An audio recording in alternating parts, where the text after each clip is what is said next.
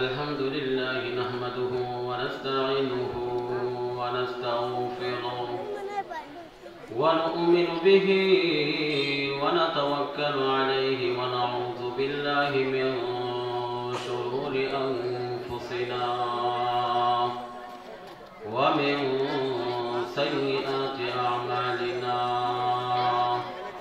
من يهده الله فلا مضل له ومن يضلله فلا هادي له ونشهد أن لا إله إلا الله وحده لا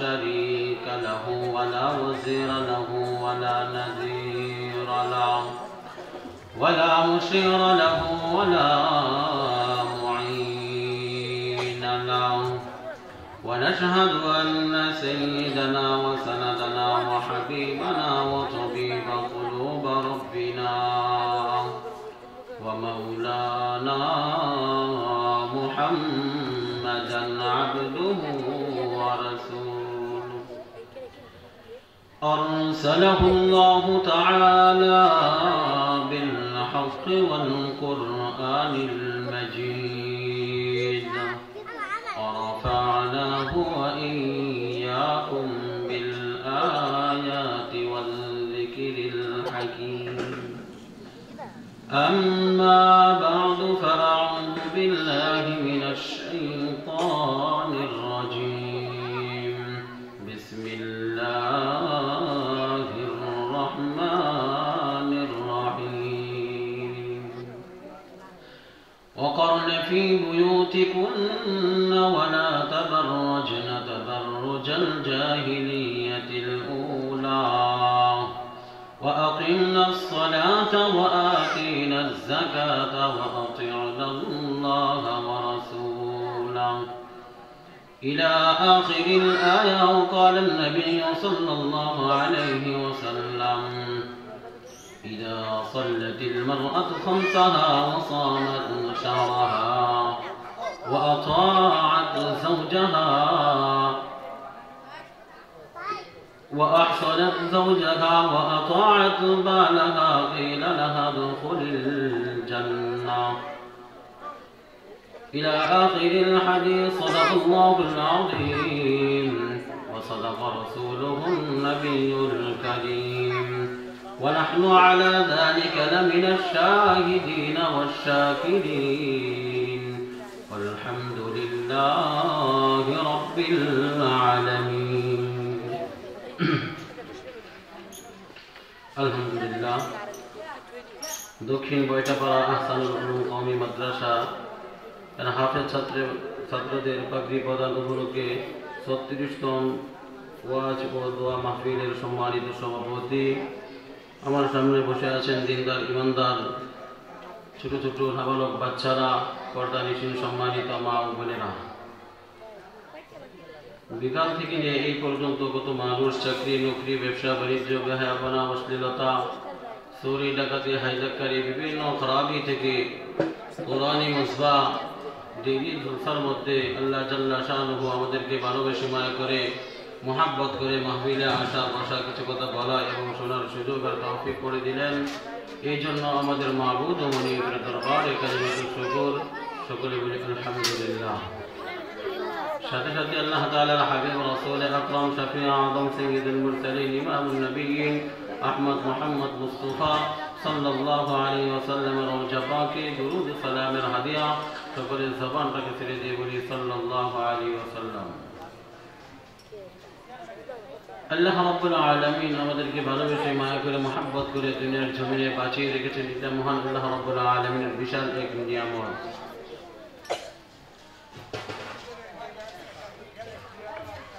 তো ভাই আজকে মাহফিল কমিটি আমাদেরকে যে আয়োজন করে দিয়েছেন এই আয়োজনটা গতকালকে ছিল না, আগামীকালও থাকবে না, আজকে আছে। গতকাল ছিল না, আজকে আছে, আবার কালকে থাকবে না। এমনই মেরে মুহতারাম ভাইও দুনিয়ার জমিনে আমরা যারা চলাফেরা করতেছি, আজকে আমরা দুনিয়ার জমিনে আছি, কাল হয়তো আমি আপনি নাও থাকতে পারি।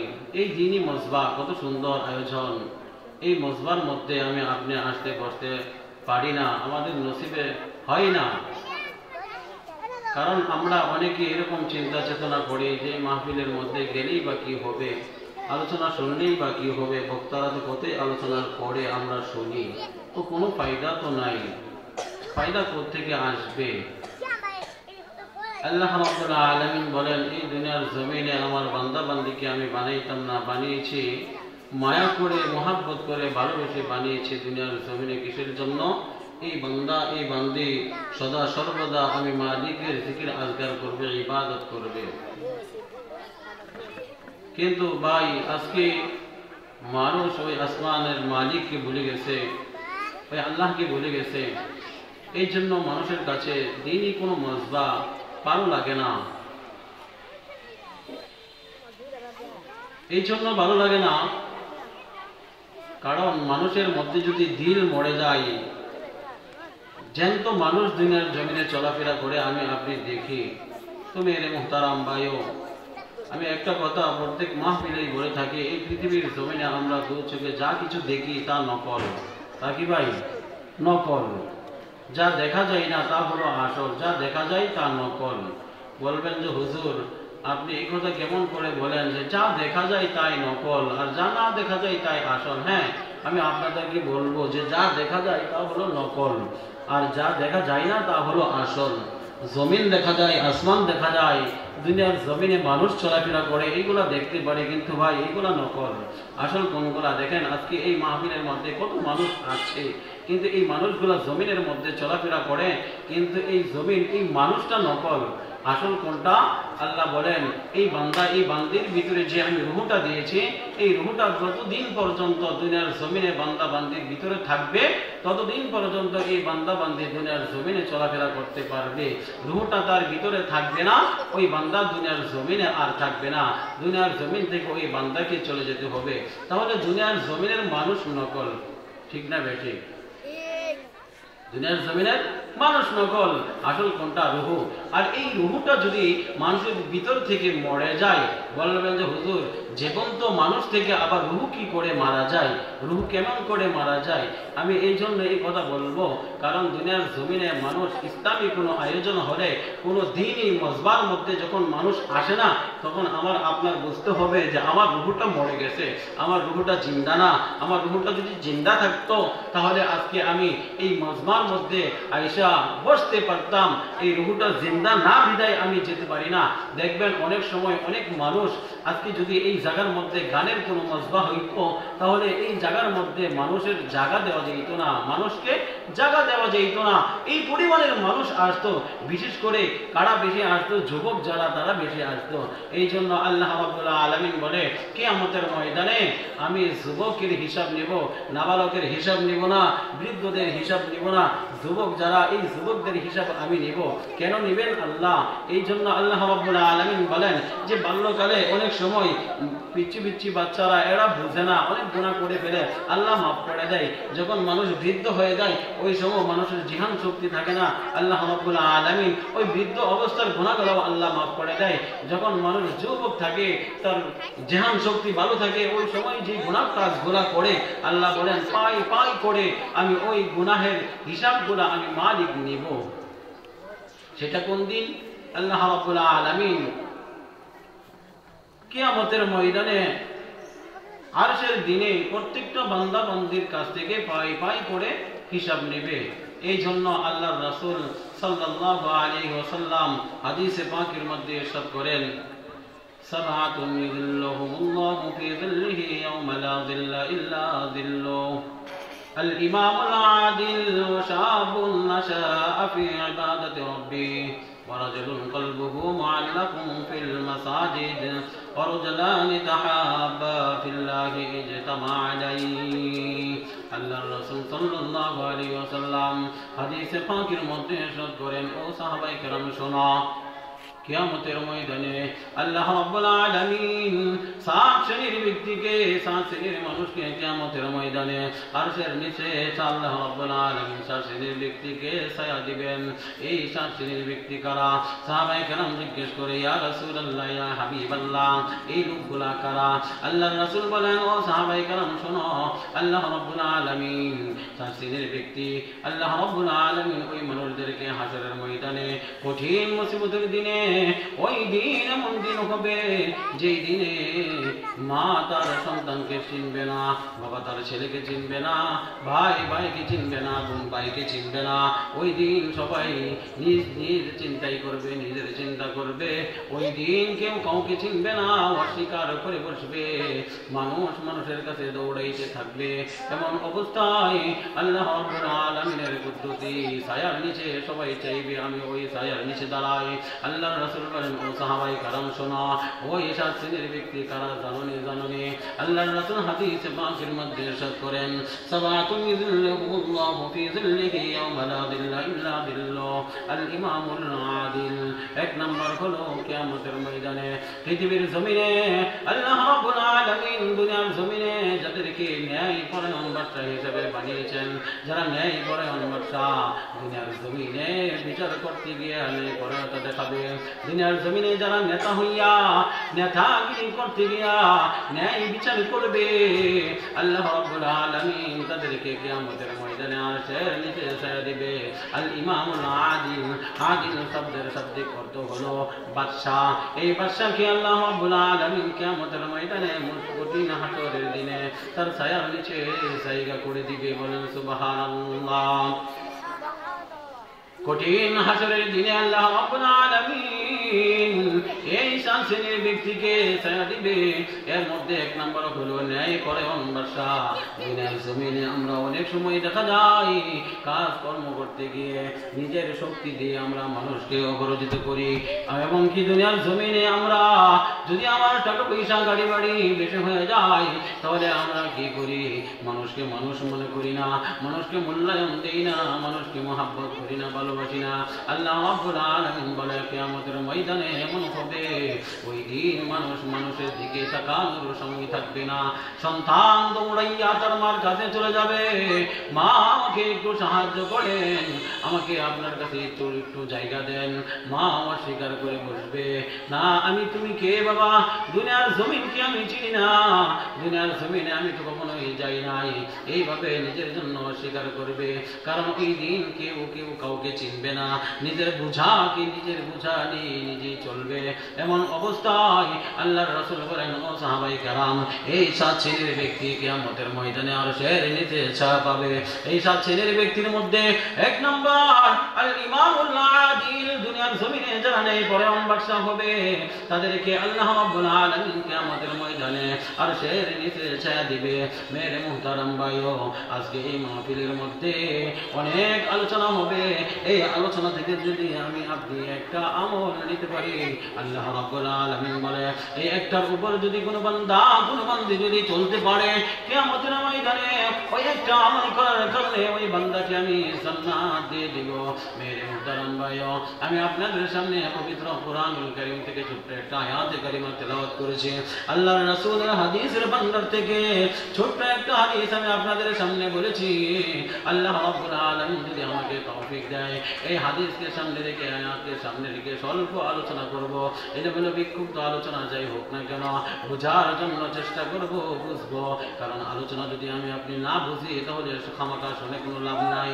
এই জন্য আমি আপনাদের সামনে যে আয়াতে কারিমা তেলাওয়াত করেছি, আল্লাহ রাব্বুল আলামিন বলেন, ওয়াকারনা ফি বুয়ুতিকুন্না ওয়ালা তাবাররাজনা তাবাররুজাল জাহিলিয়াতিল উলা ওয়া আকিমনা সলাতা ওয়া আতিনাজ যাকাত ওয়া আতি'না আল্লাহা ওয়া রাসূলা।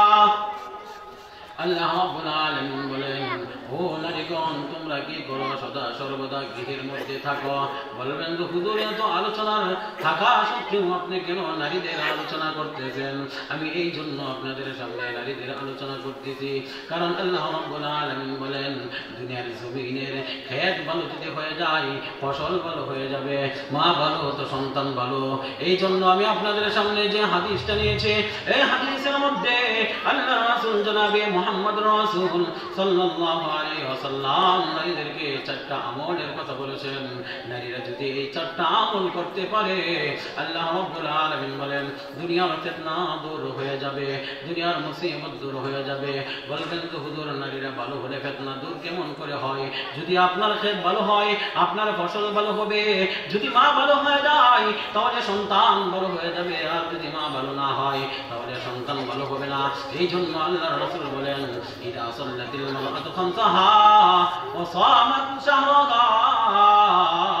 আল্লাহর রাসূল বলেন ও সাহাবায়ে কেরাম শোনো শোনো, তোমাদের মধ্যে যে নারীরা আছে এই নারীগণ যদি তোমাদের মা বোন বাতিদা যারাই আছে না কেন, এই সমস্ত নারীরা যদি কি হয় এই 4টা আমল করে থাকে, তাহলে ওই নারীরা কি হবে? জান্নাতি হয়ে যাবে। 4টা আমলের মধ্যে 1 নম্বর আমল হলো ইদা সাল্লাতিল মারআতু খামসাহা। নারীরা কি করবে? দৈনন্দিন 5 ওয়াক্ত নামাজ আদায় করবে। আল্লাহর রাসূল সাল্লাল্লাহু আলাইহি ওয়াসাল্লাম হাদিসে পাকের মধ্যে ইরশাদ করেন, কোন মানুষ যদি দুনিয়ার জমিনে দৈনন্দিন 5 ওয়াক্ত নামাজ আদায় করে, কোন ব্যক্তি যদি ফজরের নামাজ জামাতের মধ্যে আয়েশা পড়লো, কোন মানুষ যদি দুনিয়ার জমিনে ফজর নামাজ জামাতের মধ্যে আয়েশা পড়লো, আল্লাহর রাসূল সাল্লাল্লাহু আলাইহি ওয়াসাল্লাম বলেন ও সাহাবায়ে কেরাম শুনো, একজন ব্যক্তি যদি ফজর নামাজ জামাতে করলো, এই যোহর নামাজ জামাতে আদায় করলো, আসর নামাজ জামাতে আদায় করলো, মাগরিবও জামাতে আদায় করলো, ইশাও জামাতে আদায় করলো, আল্লাহর রাসূল বলেন ফজর এবং ইশা যদি জামাতের সাথে আদায় করে, ওই ব্যক্তি সারা রাত ঘুমাবে, ওই ব্যক্তি ইশার থেকে নিয়ে ফজর পর্যন্ত ঘুমাইবে। আল্লাহর রাসূল বলেন আরেক ব্যক্তি ফজর নামাজ আদায় করলো না, যোহর করলো না, আসর করলো না, মাগরিব পড়লো না, ইশা পড়লো না, ওই ব্যক্তি সারা রাত কুরআন তাসবিহ জিকির আজকার করবে। আল্লাহর রাসূল সাল্লাল্লাহু আলাইহি ওয়াসাল্লাম বলেন ও সাহাবায়ে কেরাম শোনো শোনো, কি হবে এর মধ্যে? এক ব্যক্তি সারা রাত জিকির আজকার করলো, কোরআনুল কারীম তেলাওয়াত করলো, আর এক ব্যক্তি ইশা নামাজ জামাতের সাথে আদায় করলো, ফজর নামাজ জামাতের মধ্যে পড়লো, ওই ব্যক্তি সারা রাত ঘুমাইলো। আল্লাহর রাসূল বলেন ও সাহাবায়ে কেরাম, ওই ব্যক্তি ঘুমাইলো আর ওই ব্যক্তি কোরআনুল কারীম তেলাওয়াত করলো, ওই ব্যক্তি কোরআনুল কারীম তেলাওয়াত করে যতটুকু সওয়াব তার আমলনামায় নিয়ে নিল, ওই ব্যক্তি ঘুমাইয়া ততটুকু সওয়াব তার আমলনামায় নিয়ে নিল। বলেন সুবহানাল্লাহ। এই জন্য আমি আপনাদের সামনে যে আলোচনা করতেছিলাম, নারীরা 4টা আমল করবে। একটা হলো দৈনন্দিন 5 ওয়াক্ত নামাজ আদায় করবে, ওয়াসামাত শাহরাহা। 2 নম্বর হলো রমজানের রোজা রাখবে। 3 নম্বর আমল কি? ওয়াহসানাত ফারজাহা, সদা সর্বদা স্বামীর ইবাদত করবে। আল্লাহর রাসূল বলেন ও সাহাবায়ে কেরাম শোনো, দুনিয়ার জমিনে ওই আসমানের মালিককে ব্যতীত যদি এই পৃথিবীর জমিনে অন্য কারো পায়ে সেজদা দেওয়া যায় থাকতো, আল্লাহ নারীদেরকে বলতো তারা যেন তার স্বামীর পায়ে সেজদা দেয়। এটা কার কথা? রাসূলের কথা, আমার কথা না লাগছে আমার। এটা হলো 3 নম্বর আমল। ওয়াহসানাত ফারজাহা, সমস্ত নারীরা যেন তার স্বামীর ইবাদত করে, জিকির আজকার করে, বন্দী করে। 4 নম্বর আমল হলো ওয়াতাআত যাওজাহা, তার যে সতীত্ব আছে এই সতীত্ব বজায় চলবে। আল্লাহর রাসূল বলেন এই সমস্ত আমল যদি নারীরা করতে পারে, তার ডান নাই বাম নাই, কবর নাই, হাসর নাই, মিজান নাই, ফুলসিরাত নাই, কোনো কিছুই নাই। এই 4টা আমল যদি হয়ে যায়, আল্লাহ রাব্বুল আলামিন বলে আমি ওই বান্দিকে ইন্তেকালের পরে সাথে সাথে আমি ওই বান্দিকে মরার পরে ওই বান্দিকে আমি জান্নাত নসিব করে দিব। বলেন সুবহানাল্লাহ। এই হলো 4টা আমল। এই 4টা আমল যদি নারীরা করতে পারে, আল্লাহ রাব্বুল আলামিন বলে এই পৃথিবীর জমিনের মধ্যে আমি আপনি দু চোখে যাই কিছু দেখে না কেন, এত ফিতনা দেখে না কেন, এই ফিতনাগুলো পৃথিবীর জমিনে আর থাকবে না। এই আমল যদি নারীরা করতে পারেন। আজকে নারীদের আমল কম হওয়ার কারণে দুনিয়ার জমিনে ফিতনা বেড়ে গেছে। এই জন্য আল্লাহর রাসূল 4টা আমল করতে বলেছেন। মেরে মুহতারাম ভাইও, মাইকের আলোচনা অনেক দূর থেকে শোনা যাইতেছে, অনেক মা বোনেরা আলোচনা শুনতেছেন। এই 4টা আমল করার চেষ্টা করবেন ইনশাআল্লাহ। এলমের বিক্ষুব্ধ অনেক কথা হয়েছে। আল্লাহ রাব্বুল আলামিন আমাদেরকে এই সমস্ত কথাবার্তার উপর আমল করার তৌফিক দান করুন। ওয়া আখির দাওয়ানা আলহামদুলিল্লাহি রাব্বিল আলামিন।